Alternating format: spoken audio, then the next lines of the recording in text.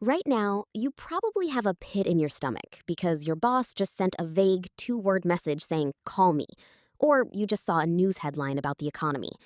You're sitting there completely paralyzed, convinced your nervous system is permanently broken.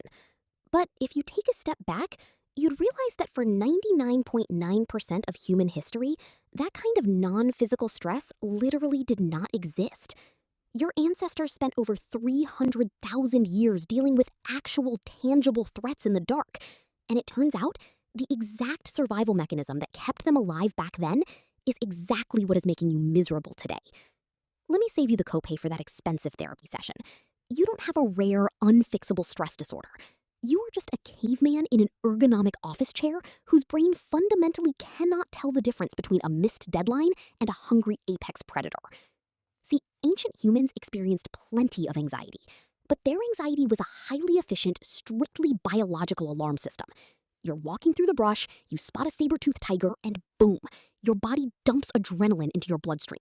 Your heart rate spikes, and your default kicks in: fight, flight, or freeze. The absolute beauty of this ancient system was that it had a clear physical ending. You either outrun the tiger or you become its lunch. Either way, the stress cycle finishes. The physical energy is burned off and your biology returns to baseline. Fast forward to today. We completely eradicated the physical tigers, but we replaced them with zero balance bank accounts, passive aggressive emails, and Wi Fi outages.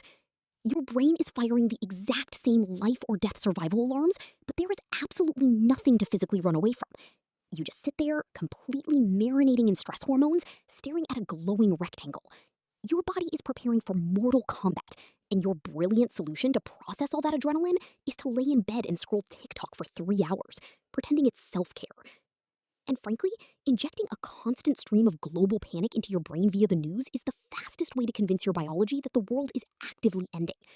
That's exactly why you need to control your inputs. Anyway, back to your fake tigers. You cannot just think your way out of biological panic. Saying just calm down to a brain that genuinely believes it's being hunted is completely useless. You have to speak your body's language, and you do that by physically hitting the biological off switch, the vagus nerve. Step 1: the physical override.